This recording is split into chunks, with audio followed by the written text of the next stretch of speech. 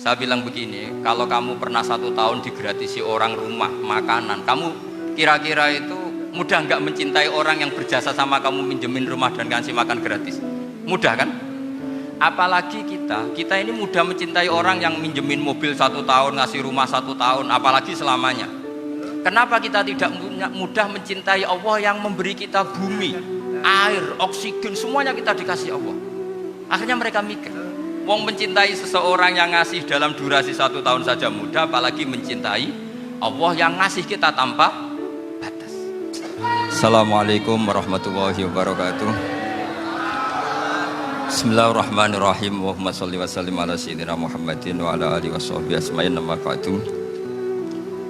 Sedanten ingkang kula hormati, wabil khusus teman bapak kula Kiai Haji Agus Ali Masyuri, beberapa kiai yang tanpa ngurangi rasa hormat, saya hormati semua. Ini ada beberapa Gus.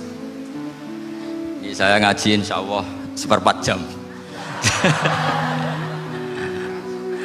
1/4 jam nanti yang menghisap Gus Kausar berapa Gus? 10 menit. 10 menit. Begini, sebetulnya saya membela semua umat Islam itu ahlul jannah, karena saya ini ibarat marketing. Kalau orang Kristen itu kan setiap orang mati sudah tenang bersama Bapak di surga. Jadi kampanye itu menarik sekali. Sementara kita sudah kiai, sudah imam masjid, sudah ulama, masih saja dikhawatirkan su'ul khotimah. Ini kalau kampanye ini tidak imbang, ini nanti saya takut kalah. Makanya saya bilang pokoknya semua orang mukmin itu ahlul jannah. Karena memang asli hadisnya seperti itu, mangqala la ilaha illallah dakhalal jannah. Bahwa kemudian ada beberapa kiai yang mungkin wataknya itu pesimis, kemudian bikin sekian aturan-aturan yang sebetulnya itu cerminan dari pesimisnya, terus akan-akan masuk surga itu susahnya bukan main. Nah itu saya tidak setuju, karena tadi pasti kalah dengan kampanye sebelah yang setiap orang mati dibilang sudah tenang bersama Bapak apa? Di surga. Jadi ini penting. Terus kedua saya bilang, agama ini sudah begitu baik, masa kunci surga sudah dibocorkan, miftahul jannah la ilaha illallah. Masa sudah pegang kuncinya nggak jadi masuk surga, itu kan aneh. Ya sudah masuk saja, tapi tidak usah minta bantuan saya, masuk aja, kan sudah pegang kuncinya. Terus ketiga, kenangan terburuk saya ketika jadi kiai itu gini, saya ada beberapa guru SD datang ke saya, ini agak-agak masalah besar, Gus boleh enggak buka ujian nasional yang masih disegel? Semua guru bilang nggak boleh, itu kriminal kan. Ada satu guru yang bikin analogi agak kacau, boleh saja, wong ujian di kuburan saja dibocorkan para kiai nggak apa-apa. Itu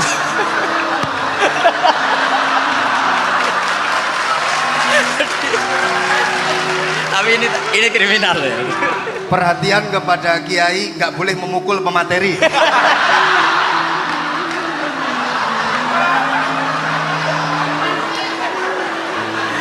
Jadi tentu itu analogi yang salah kan. Marrobuka kan, Tuhan kamu siapa, nabi kamu, Tuhan kamu siapa, nabi kamu siapa, imam kamu siapa. Ini kan sudah dibocorkan oleh para kiai. Artinya apa? Nak raiso jawab kebablasan gitu. Terus guru ini berpikir, kalau ujian akhirat sekrusial itu saja bisa dibocorkan, kenapa ujian nasional tidak boleh? Tentu ini kias yang salah, saya tidak ngajari seperti itu. Tapi saya ngajari ke kalian betapa mudahnya masuk surga. Kunci jawaban sudah dikasih, kunci pintu masuk sudah dikasih. Kok sampai tidak masuk, ini kebablasan. Paling salah gurunya.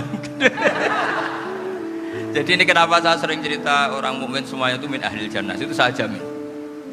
Sama tidak usah takut su'ul khotimah, tidak usah takut berlebihan seperti itu, karena setahu saya, setidaknya saya mewakili ulama zaman ini, rata-rata guru kita ini bermadzhab Syadzili dalam berkeyakinan berpikir tentang Allah. Di antara ini yang mulai saya ngomong serius, supaya tadi kan guyonannya sudah diambil Gus Reza sama Gus Kausar. Saya tahu kenapa mereka guyon, kalau ngomong serius takut kalah sama saya.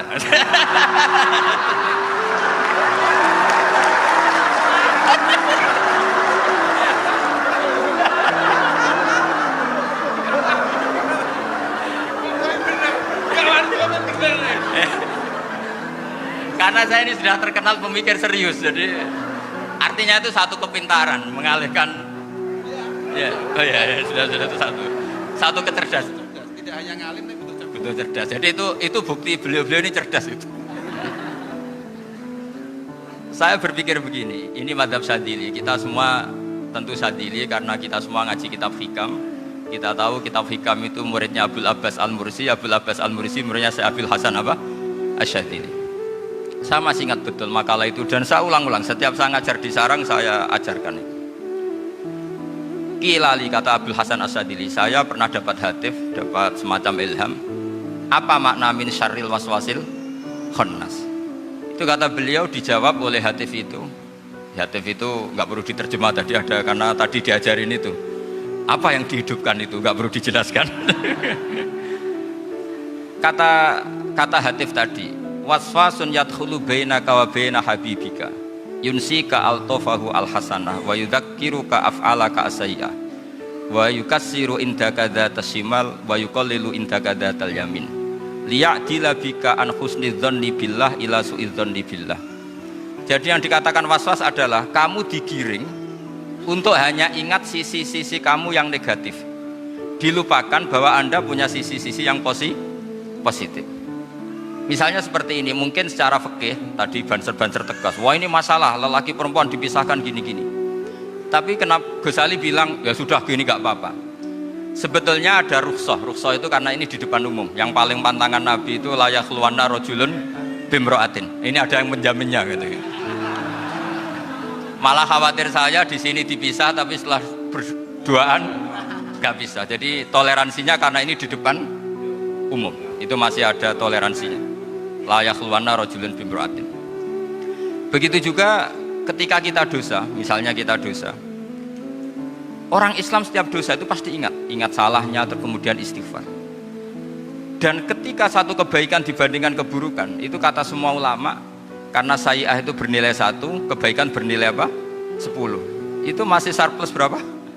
9. Jadi itu cara berpikir Abul Hasan Asy-Syadzili. Kenapa kamu harus berpikir positif tentang Tuhan? Sekali berpikir tentang negatif, itu bahaya betul. Misalnya begini, kamu berpikir tak rewangi jadi kiai, sujud, rukuk, ternyata aku tetap lebu neraka, gunane apa? Itu menurut saya kan gak punya akal. Sujud itu satu kelaziman menghamba kepada Allah. Normalnya seorang hamba itu ya sujud. Kemudian gara-gara kamu ingin masuk surga, terus logika kamu dibalik, gunanya apa saya sujud? Ternyata saya masuk neraka. Itu pertanyaan yang benar-benar bodoh dan itu menjadikan Allah benci. Logikanya dibalik begini. Ini saya ngomong serius karena ini bentuk kemenangan saya, ini bentuk kemenangan saya. Saya berkali-kali ngomong di kota pelajar di Jogja karena banyak pengujinya juga, bukan sekedar pendamping tapi penguji. Banyak yang profesor, bukan sekedar dokter, banyak yang profesor. Jadi biar ini dok. Begini, saya pernah ditanya sama seorang dosen, Gus, saya ini ngaji hadis banyak, tapi ada yang saya tidak paham, yaitu mangqala la ilaha illallah dakhalal jannah, ada kalimat wa in zana wa in saraka. Meskipun pernah zina, pernah maling. Ini kan seakan-akan mentoleransi perzinaan dan pemalingan. Terus saya bilang, oh makna hadis itu seperti ini. Jadi kebenaran absolut, kebenaran yang mutlak itu tidak akan terganggu oleh status perilaku seseorang. Saya berkali-kali memberi contoh. Orang yang ditangkap KPK akan bilang 1 tambah 1 2. KPK-nya juga bilang 2. Rivalitas dalam politik, Pak Prabowo ya bilang 2, Pak Jokowi juga bilang 2. Orang yang zaniyah, yang lonte pun akan bilang 2. Muftinya juga bilang 2. Ketua MUI-nya juga bilang 2. Artinya gini, kebenaran yang absolut adalah kebenaran yang siapapun akan meyakini seperti itu. Seperti 1 ditambah 1 2. Kamu punya musuh bilang 2. Kalau ibu-ibu ini punya maru ya marunya bilang 2 tadi tambah mama, nggak tahu saya terjemahnya apa tadi. Nah, kebenaran yang absolut itu kebenaran yang siapapun pasti mengakui. Dan uniknya begini, saya kalau saya pernah ngaji acara himmah, acara pondok sarang di Demak. Kalau kamu bilang 1 ditambah 1 menjadi 2, untuk mengatakan 2 itu kamu butuh hadiah enggak? Mereka semua jawab enggak. Kita semua saja mengatakan tembok itu putih. Kenapa? Karena memang putih. Kita mengatakan 1 tambah 1 2 karena memang kita tanpa presentasi dapat hadiah, dapat penghormatan. Kenapa untuk mengatakan Allah itu Tuhan kita butuh surga? Memangnya kalau tidak ada surga Allah tidak jadi Tuhan? Ini problem orang soleh-soleh yang terlalu pesimis. Makanya nanti orang-orang soleh itu masuk surganya berat. Tapi kalau orang alim lebih gampang kira-kira seperti itu. Iya, karena kan imannya lebih bagus. Dalam hadis qudsi Allah ini yang dibuli orang-orang soleh.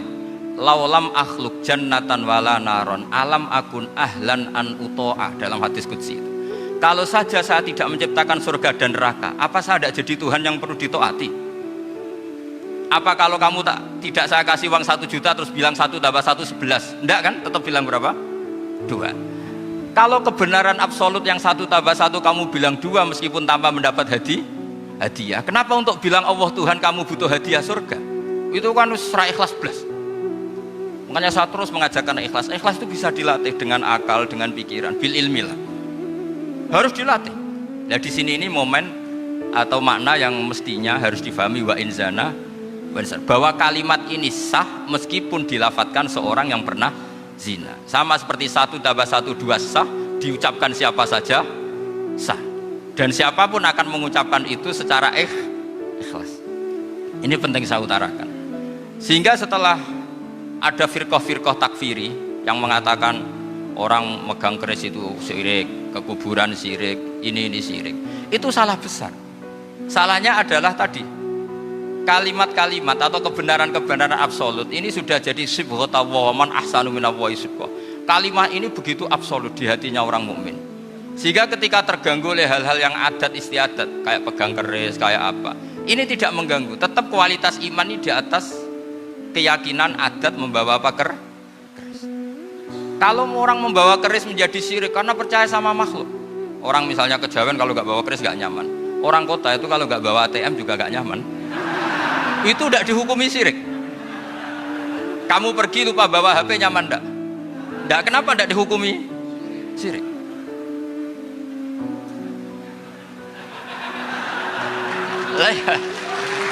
Jadi ini logika.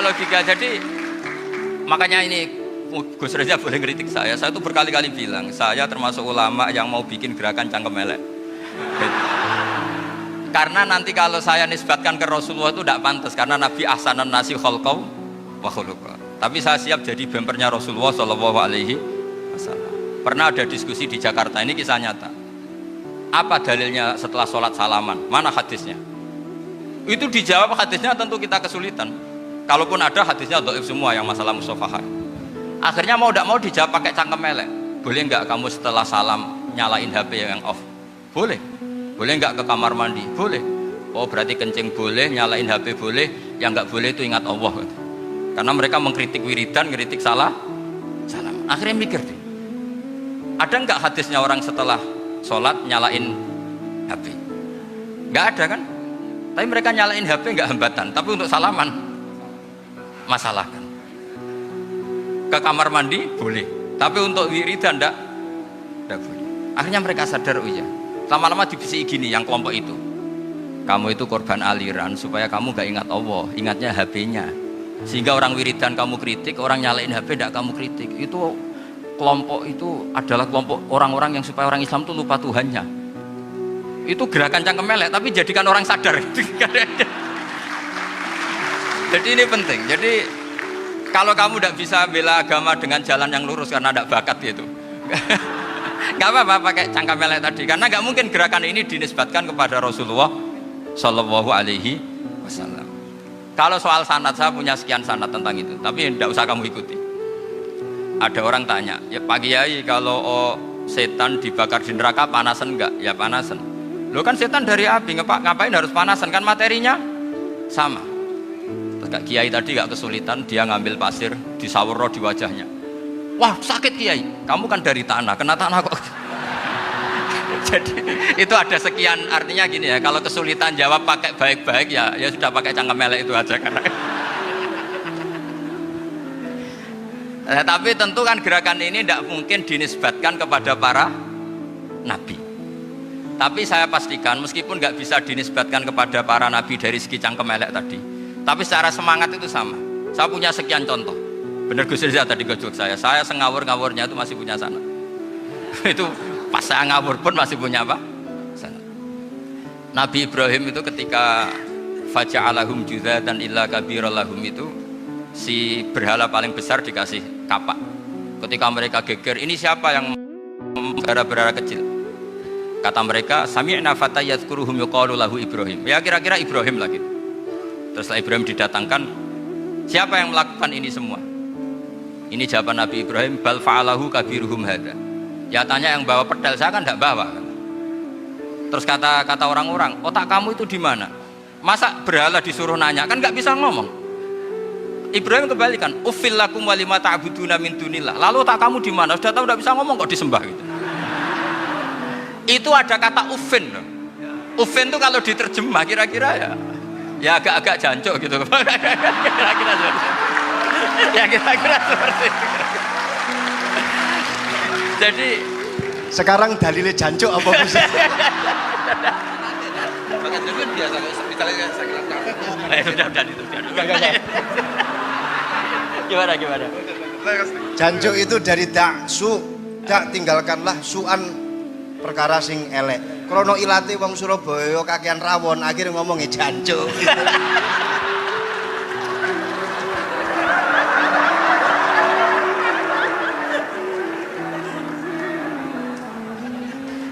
Jadi mulai dulu melawan kebatilan itu harus pakai logika yang vulgar. Karena memang nggak mungkin dengan bahasa-bahasa priayi itu nggak mungkin. Dan ini penting saya utarakan. Nah, kalau nanti nggak mungkin dinisbatkan kepada Rasul karena Nabi adalah ahsanan nasi khalqa wa khuluqa, kita yang ngambil alih saja. Gus Reza, saya, Gus Kaustan ini cara cangkem elek kan pantas. Luas. Selain bakat ya sudah natural. Karena memang itu cara kita menjelaskan kebenaran. Saya ulang lagi, itu cara kita menjelaskan apa? Kebenaran. Mau tidak mau. Saya pernah ditanya sama seseorang, Gus, beberapa nabi itu kan poligami itu bukti hipersek, karena yang tanya itu orang nasionalis yang nggak pati senang Islam. Terus tak balik tanya, perempuan itu makhluk lemah enggak? Ya lemah. Kalau nolong lama satu itu gimana? Ya baik. Kenapa nolong dua jadi tidak baik? Harusnya kalau nolong tiga tidak baik. Tapi saya tidak dukung poligami. Nah, ini cerita saya. Setidaknya mereka jadi ingat. Saya itu pernah ditanya agak-agak orang ateis. Dia benci Islam tapi meneliti Islam. Pertanyaan kedua, kenapa dalam perang itu seakan-akan Nabi itu perampok, hartanya orang kafir disita kemudian menjadi ghanimah? Itu kan kayak ngerampok. Terus saya tanya gini, kalau ada penjahat ke rumah kamu kemudian pakai senjata api, setelah kamu ringkus, itu senjata api kamu kembalikan apa kamu sita? Oh ya saya sita, kalau tak kembalikan dipakai ngerampok lagi. Ya sama seperti itu, kalau kekuatan mereka dikembalikan akan dipakai kekuatan mereka lagi. Jadi ya lagi-lagi ini kemenangan orang serius. Karena nanti guyonnya sudah dintekno sama Gus Safa sama Gus Riza. Nah, kenapa saya ngajar begitu rileks, begitu santai? Karena pikiran saya sederhana. Fa innal uqula muttarratun ila qabilil haq. Akal sehat pasti dipaksa menerima apa? Kebenaran. Sehingga kebenaran itu tidak usah kamu ngomongkan secara serius, secara tidak perlu. Kebenaran itu mudah diterima. Saya itu pernah ngaji berkali-kali di Jogja di mana-mana sampai ada buku seorang dokter nulis tesisnya itu bangga lagi menjadi muslim setelah ngaji saya itu. Karena saya menerangkan itu ringan. Orang Islam itu harus mencintai Allah. Ciri utama cinta itu tidak tegang, rileks. Saya bilang begini, kalau kamu pernah 1 tahun digratisi orang rumah, makanan, kamu kira-kira itu mudah nggak mencintai orang yang berjasa sama kamu minjemin rumah dan ngasih makan gratis? Mudah kan? Apalagi kita ini mudah mencintai orang yang minjemin mobil 1 tahun, ngasih rumah 1 tahun, apalagi selamanya. Kenapa kita tidak mudah mencintai Allah yang memberi kita bumi, air, oksigen, semuanya kita dikasih Allah? Akhirnya mereka mikir, wong mencintai seseorang yang ngasih dalam durasi 1 tahun saja mudah, apalagi mencintai Allah yang ngasih kita tanpa batas. Itu disebut walladzina amanu asaddu hubbal lillah. Orang mukmin itu mudah sekali mencintai Allah. Caranya dilatih tadi. Kita mudah mencintai orang yang berjasa sama kita. Kenapa tidak mudah mencintai Allah yang tentu jasanya lebih besar? Nah, karena akhir-akhir ini banyak orang yang terlalu nazir, terlalu kata Nabi kan basyiru wala tunafiru yasiru wala tu'assiru. Sehingga saya bikin gerakan. Pokoknya semua orang mukmin pasti masuk surga. Nanti soal ada kesalahan-kesalahan kecil yang menjadikan orang su'ul khotimah itu sifatnya kehati-hatian. Jangan menjadi hukum. Hati-hati itu tidak menjadi hukum. Kalau kamu nyupir hati-hati itu bukan berarti pasti kecelakaan, enggak. Hati-hati itu ya hati-hati saja, tidak menjadi hukum. Ini penting saya utarakan karena kubu sebelah kampanye sudah tadi, setiap mati mesti tenang bersama Bapak di surga. Sementara kita mau kampanye, kamu sholat tidak mesti diterima, haji tidak mesti diterima, jadi kiai tidak mesti masuk surga. Coba kalau kita kampanye gitu terus, yang mau jadi muslim itu siapa? Jadi ini sudah tak perhitungkan matang-matang, saya milih macam seperti itu. Ya ini saya pikir sudah, ini pembandingnya supaya punya waktu. Saya suka sekali. Nah ini yang sesi terakhir ya, sesi terakhir. Saya akan cerita fikih karena Nyun sewu Gus, ada iklan sebentar dari ibu-ibu. Pentolan mic kurang dekat ke mulutnya Gus Baha. Sehingga suaranya tidak terdengar sampai ke belakang. Oh, gitu, pentolannya didekatkan Gus. Oh, gitu. Ini kalau ngomong konotasinya itu mesti nyerempet. Sudah apa ya? Sudah ahlinya di situ. Ya malah ada di situ.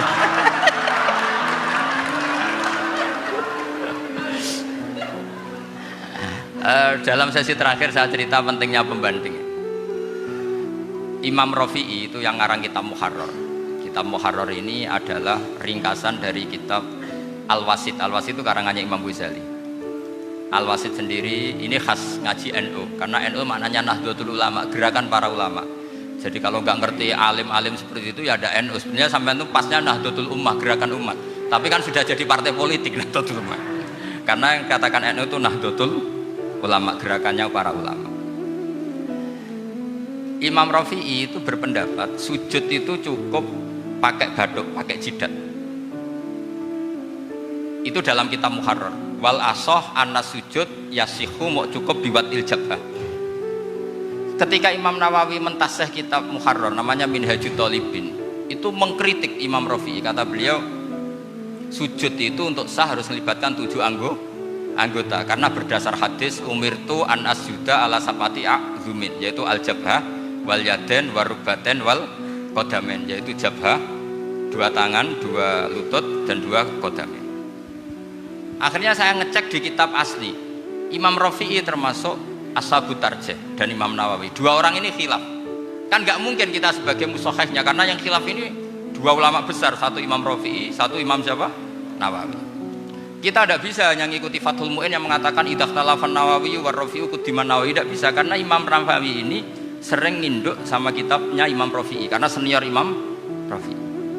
Setelah saya cek di kitab kitab asli Mamba ya, satu sumbernya semua madzhab apa? Syafi'i. Ternyata Imam Syafi'i nak ngedikan hanya begini. Wa uhibbu, saya suka setiap orang Islam sujud itu melibatkan 7 anggota karena itu aman, pasti sah. Tapi wayak tamilu, kata beliau, tapi mungkin saja sujud hanya watul jabah itu sah. Kenapa? Kata Imam Syafi'i, liqaulihi sallallahu alaihi wasallam atau li du'aihi apa sallallahu alaihi wasallam fi sujud sajadalaka wajhi wa sam'i wa basori. Nabi ketika sujud itu hanya berdoa, ya Allah sujud kepada engkau wajhi wa sam'i wa basori. Nabi tidak menyebut wayadi warubati wa qadami.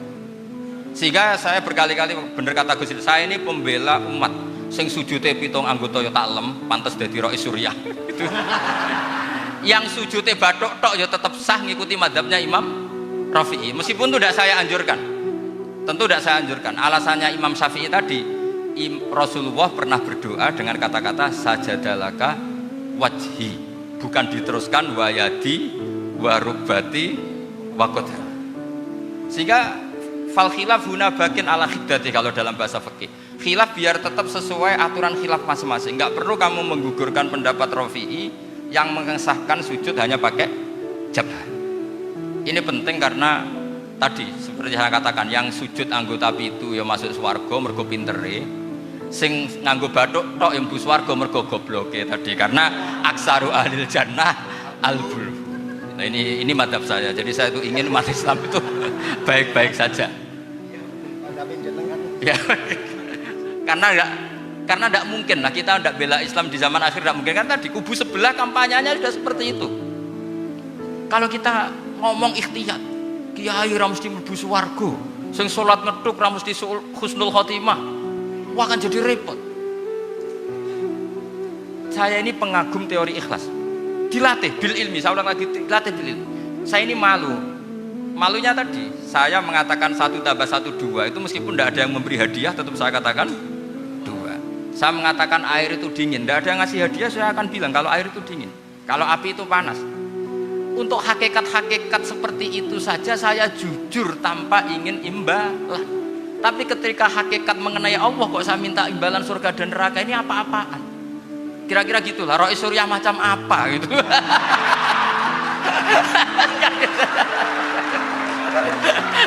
Ya saya kira demikian. Assalamualaikum warahmatullahi wabarakatuh. Waalaikumsalam warahmatullahi wabarakatuh.